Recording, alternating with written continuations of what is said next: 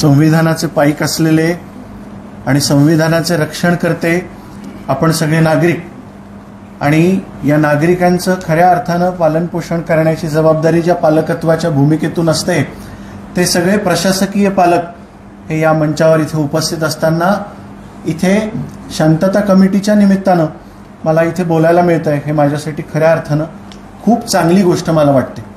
कारण नागरिक म्हणून आपण ज्या वेळेला आरशामध्ये स्वतःला पडताळत असतो त्यावेळेला आपण कुठल्या कार्यक्रमामध्ये सहभागी होतो यावरून आपल्या नागरिकत्वाचा दाखला हा आपल्याला मिळत असतो. आणि म्हणून हा दाखला जर मला इथे मिळतोय तर नागरिक म्हणून मी कुठेतरी चांगल्या दिशेला प्रवास करतोय असा मला त्याचा तरी अभिमान हा या निमित्तानं इथे वाटतोय. हा देश जर आपण बघितला तर हा देश उत्सवप्रिय असा देश, आणि या देशातला सगळ्यात मोठा जर उत्सव कुठला असेल तर तो मला वाटतं निवडणुकांचा असतो. आणि ज्या ज्या वेळेला निवडणुका येतात त्या त्या वेळेला देशामध्ये अचानक वारं बदलायला सुरुवात होते. आणि वारं बदलतं कसं तर शांतता असलेल्या, सहजीवनानं वागलेल्या, मैत्रीपूर्ण आणि सलोख्याच्या वातावरणाला अचानक डाग लागायला सुरुवात होते. आणि मग नकळतपणे काहीतरी घटना या कुठेतरी घडायला आपोआप दिसायला लागतात. पण एक कायमस्वरूपी लक्षात घेतलं पाहिजे की या घटनांचा सामान्य नागरिकाशी दुरान्वयपण संबंध नसतो, त्याच्या धर्माशी सुद्धा संबंध नसतो. कारण सर्वसामान्य माणसाचे प्रश्न हे खूप वेगळे आहेत. ते धर्माशी संबंधित नाहीच आहेत, ते उपजीविकेशी संबंधित आहेत, ते पोटाशी संबंधित आहेत, ते रोजच्या जद्दोजहदशी संबंधित आहेत. ते प्रश्न बाजूला राहतात आणि कुणीतरी कुठल्या तरी अगदी प्रत्येकच धर्मातल्या ठेकेदारांनी सर्वसामान्यांना वेठीस धरायचं आणि अशा प्रकारची धार्मिक तेढ निर्माण करायची आणि त्या भावनांना बळी पडून आपण त्याच्यात वाहवत जायचं. हे कुठेतरी आता या देशामध्ये थांबलं पाहिजे. यासाठी सगळ्यांनी मिळून प्रयत्न करणं गरजेचं आहे. सर्व धर्मांनी मिळून प्रयत्न करणं गरजेचं आहे. सर्व जातींनी मिळून प्रयत्न करणं गरजेचं आहे. कारण एक गोष्ट लक्षात घेतली पाहिजे की या देशात जर सर्वोच्च स्थानावर काही असेल तर ते देशाचं संविधान आहे. आणि ते संविधान आपल्याला धर्मनिरपेक्षतेचा पहिला धडा, पहिला परिपाठ हे शिकवतं. विवेकाचा, बुद्धिप्रामाण्यवादाचा, सत्सद्विवेकाचा आणि सगळ्यांना बरोबर घेऊन चालणाऱ्या समतेचा डोस आपल्याला पाजतं. अशा संविधानाचं रक्षण करण्याचं आणि पाईक होण्याची पात्रता हे आपण नागरिक म्हणून आपल्या सगळ्यांच्या अंगी येणं खूप नितांततम गरजेचं आहे. आणि ते जर आपल्याला करता आलं नाही तर आपल्याला वर जाऊन जे उत्तर द्यायचं आहे त्या उत्तराला मला नाही वाटत की आपण नजरेला नजर भिडवून उत्तर देऊ शकतो. आणि म्हणून हे सगळ्यात महत्वाचं आहे की हाडामासाचे आपण बनलेले आहोत. मी लहान मुलांचा डॉक्टर आहे.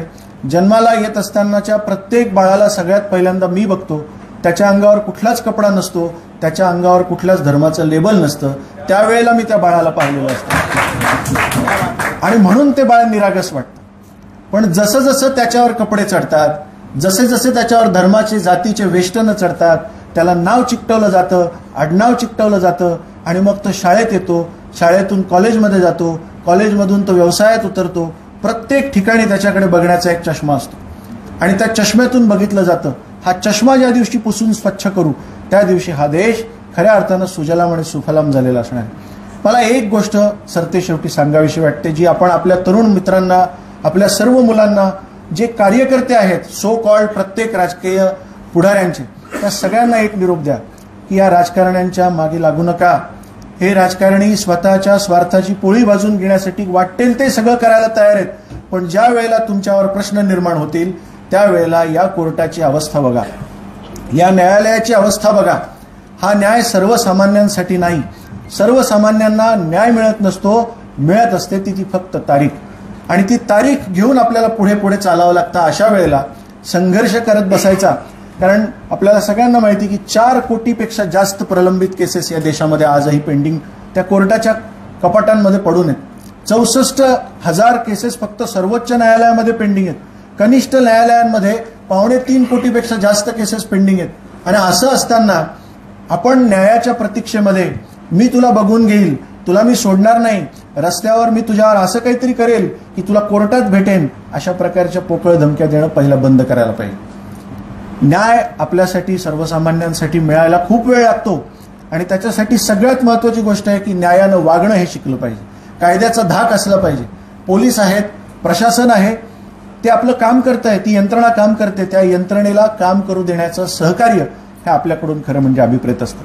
ही सगळी मंडळी ज्या वेळेला शिक्षण घेत असतात त्यावेळेला त्यांना धर्मनिरपेक्षताच शिकवली गेलेली असते. आणि आता सर सांगत होते की या युनिफॉर्ममध्ये ज्या वेळेला एखादी व्यक्ती असते त्यावेळेला ती त्या सगळ्या धर्मांच्या वर असते. धर्म हा माझ्या घरापुरता मर्यादित राहायला पाहिजे. रस्त्यावर ज्या वेळेला मी येतो त्यावेळेला या प्रत्येक रस्त्यावर, या देशातल्या प्रत्येक रस्त्यावर संविधानाचं राज्य आहे हे अजिबात विसरून चालणार नाही. त्यामुळे कायद्याचा धाक असला पाहिजे. धार्मिक तेढ, अशा पद्धतीचं वातावरण, धर्मांध प्रदूषण असं जर कोणी निर्माण करणार असेल तर त्याला कायदा त्या पद्धतीनं व्यवस्थितपणे प्रसाद दिल्याशिवाय राहणार नाही. हा मेसेज जाणं हे खूप गरजेचं आहे. म्हणून आपण वडीलधारे आहात. आपल्या आपल्या घरांमध्ये असलेल्या मोठ्या होणाऱ्या सगळ्या मुलांना हा निरोप खरं म्हणजे देणं गरजेचं आहे की बेरोजगार तरुणाईच्या समोर असलेल्या प्रश्नांना उकल देण्यासाठी प्रयत्न करा.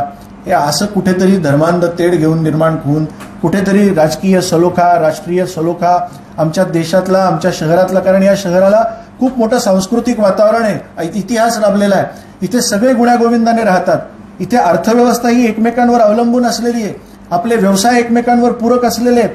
त्याच्यामुळे असं करून चालणार नाही की आज माझा धर्म आहे आणि माझ्या धर्माचं राज्य आहे. असं कुठल्याही धर्माचं राज्य नाही, इथे संविधानाचं राज्य आहे. हे आपल्या सगळ्या मुलांना, तरुणांना आपल्याला सांगणं हे नितांततम गरजेचं आहे. आणि मला असं सरतेशेवटी सगळ्यात महत्त्वाचं सांगावं असं वाटतं की आपल्या समोरचे जटिल प्रश्न हे अजूनही सुटलेले नाही आहेत. आणि आपल्या समोरचा सगळ्यात मोठा प्रश्न जर काही असेल तो पाण्याचा आहे, तो रस्त्यांचा आहे, तो विजेचा आहे, तो खड्ड्यांचा आहे, तो टोळक्यांचा आहे, तो अतिक्रमणाचा आहे, तो आपल्या मूलभूत गरजांचा आहे.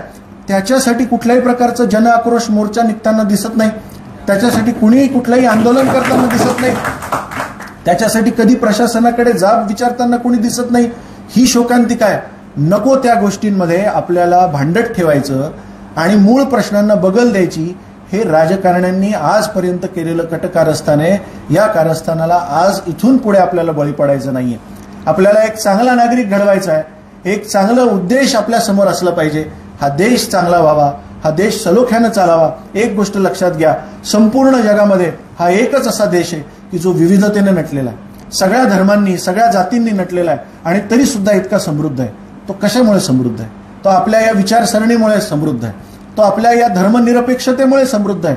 आपण सगळे एकमेकांच्या सणामध्ये, उत्सवांमध्ये सहभागी होतो, आनंद व्यक्त करतो, एकमेकांच्या सुखदुःखामध्ये मदतीला धावून जातो. हे कोविडमध्ये बऱ्याच चेहऱ्यांना मी बघतो की मी पाहिलेलं आहे. त्यावेळेला मी रस्त्यावर होतो, बरेचसे लोक रस्त्यावर होते आणि खांद्याला खांदा लावून काम करत होते.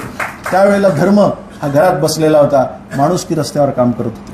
आणि त्यामुळे या माणुसकीला सलाम करत या सगळ्या नागरिकत्वाच्या सगळ्या शपथा धर्मनिरपेक्षतेच्या वाटेनं जातील अशा स्वरूपाचं सगळं काही पुढे व्हावं ही शुभेच्छा देतो आणि थांबतो. धन्यवाद.